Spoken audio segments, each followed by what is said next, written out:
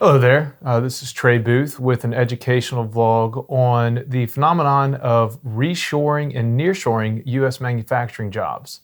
So for the past decade, there's been a lot of talk about the need for U.S. manufacturing to come back. We need to bring jobs back here to the U.S. that we've outsourced overseas.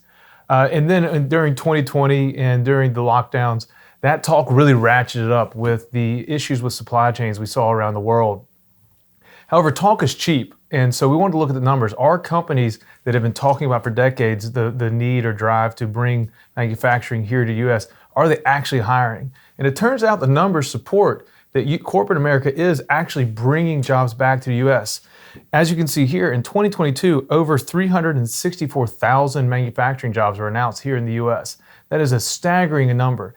You look back over the last decade, that number has been rising, but it really went hyperbolic after 2020 as companies realized the risk of having supply chains scattered all the way across the world.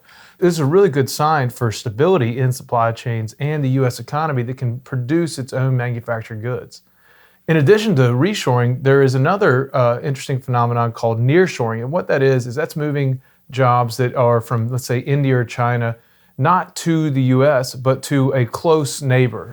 A good example of that is Mexico. And we've seen that actually increase a lot lately as well. Now, companies do this. I'm sure there's a lot of patriotic CEOs that are doing this for the good of the country, but it's also helpful to the bottom line. You can see here, this chart shows the average wages of a manufacturing job in China versus Mexico. And actually, Mexico now is lower cost to hire that same employee.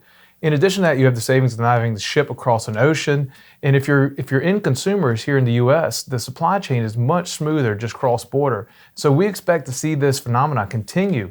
And this should strengthen our supply chains and make the issues we saw over the last few years that led to shortages at the grocery store and some driving of inflation that we've been seeing lately. Hopefully that becomes a thing of the past and we see more stable long-term U.S. growth in manufacturing. I hope that you found this information helpful. Please don't hesitate to call if you have any questions. We'd love to talk to you.